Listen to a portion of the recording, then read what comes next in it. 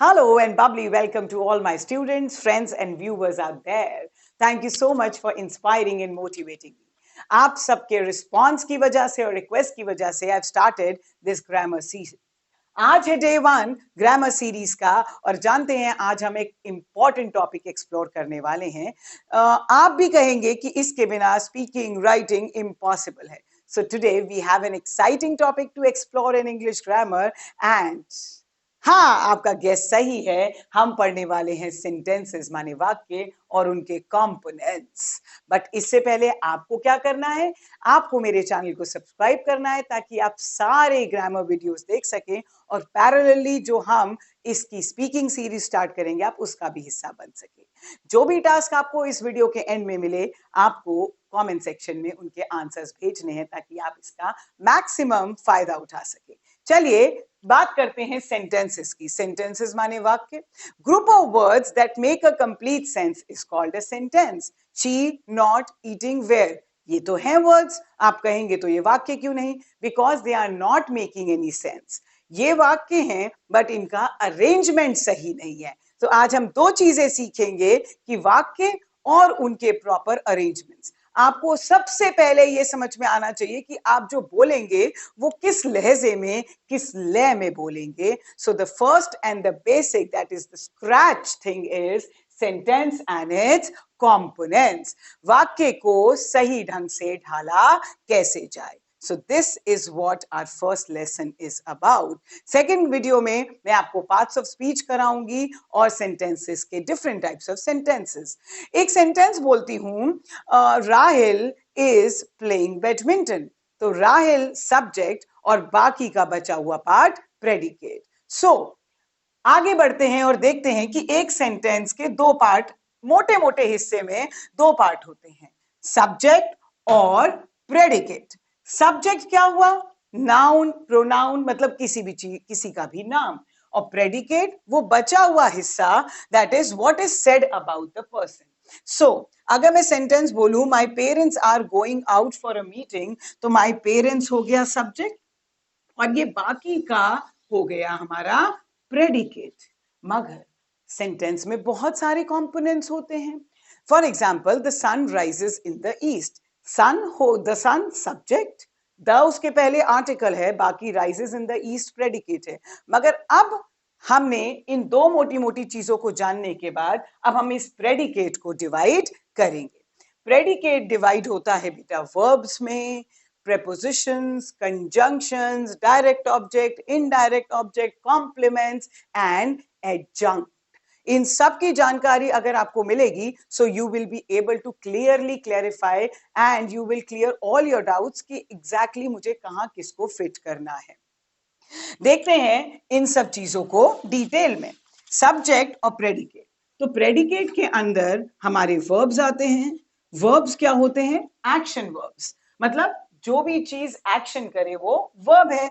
अब वर्ब में भी हमें हेल्पिंग वर्ब जानना है. हेल्पिंग वर्ब का मतलब इज, एम और आर, वॉज, वर, सब. और मेन वर्ब क्या हो गया? Play, eat, jump. So verbs में भी हम हेल्पिंग वर्ब और मेन वर्ब करेंगे.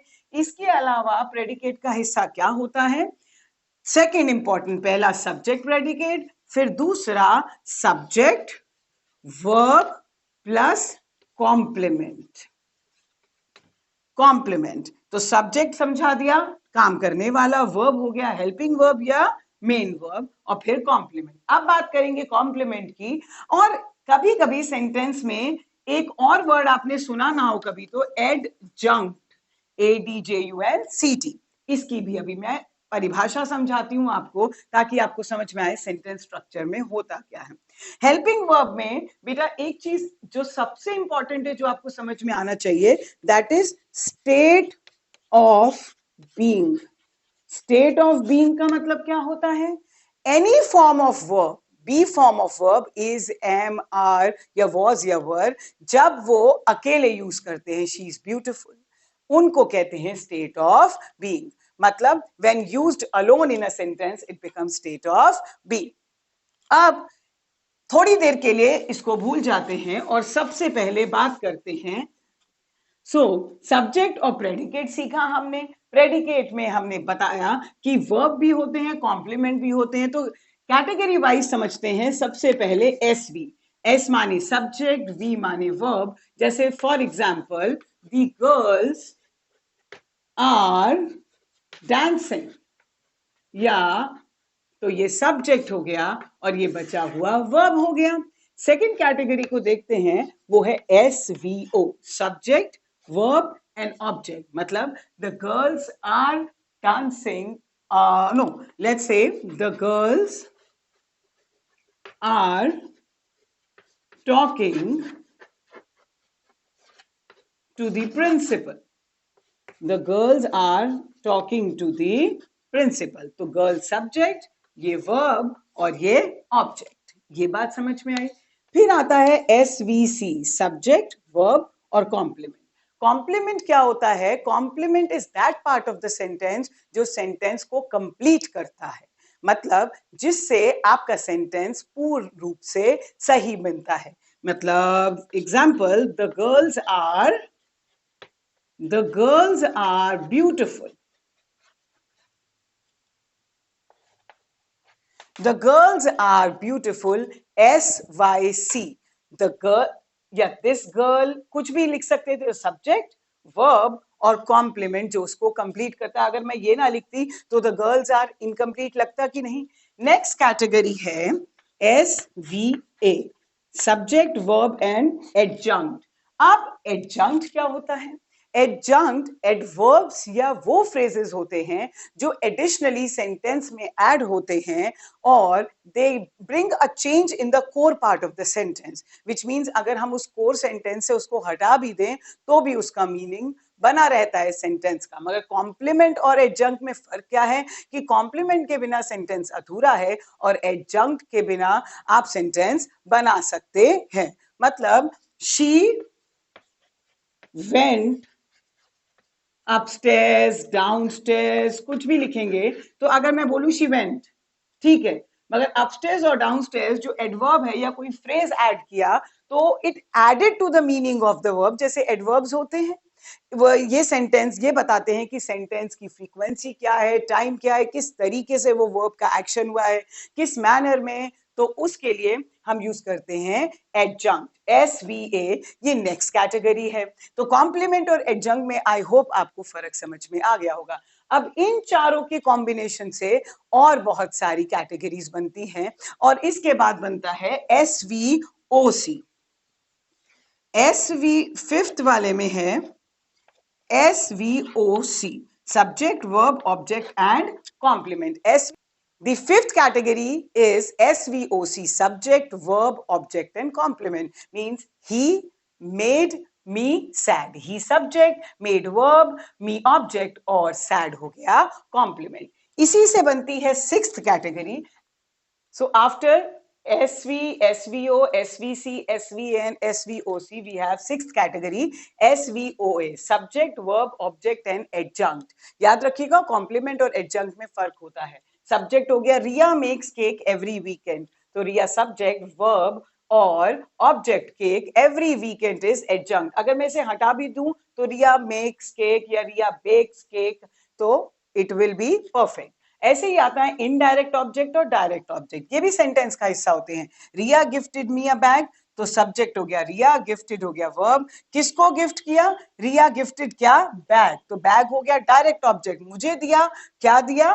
बैग दिया, तो मी हो गया इनडायरेक्ट ऑब्जेक्ट। तो सेंटेंस में नेक्स्ट कैटेगरी ASVC, एडजंक्ट पहले आ गया, मतलब normally subject, verb and complement. Normally I don't shout, तो एडजंक्ट माने कोई भी एडवर्ब या कोई फ्रेज।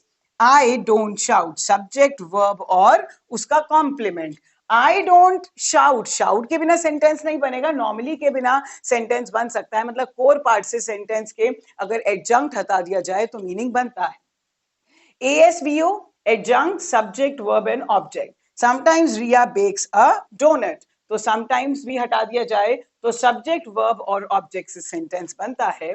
ये सब बस इन्हीं कैटेगरी से बने हैं, सब्जेक्ट, वर्ब, वर्ब को बीच में तोड़ो तो ऑब्जेक्ट, ऑब्जेक्ट के अलावा आता है कॉम्प्लीमेंट, कॉम्प्लीमेंट के बाद तीनों एक साथ आ सकते हैं, ऑब्जेक्ट और कॉम्प्लीमेंट, और कॉम्प्लीमेंट और ऑब्जेक्ट की जगह आ सकता है एडजंक्ट, और उन्हीं से बनी ये category ASVIODO means adjunct subject verb indirect object indirect object. Yesterday I gave them their salary. तो yesterday हटा भी दूं adjunct तो ये एडिशनल इंफॉर्मेशन थी, I gave them their salary. So these are the 10 categories जो आपको समझनी चाहिए, आपको आनी चाहिए कि सब्जेक्ट और प्रेडिकेट को अगर ब्रेक किया जाए तो प्रेडिकेट को ब्रेक करके वर्ब, ऑब्जेक्ट और कॉम्प्लीमेंट आता है, और इसकी जगह एक और शब्द एडजंक्ट, डायरेक्ट और इनडायरेक्ट ऑब्जेक्ट की भी जानकारी होनी चाहिए. So I have given you a framework of what a sentence is and what are its component.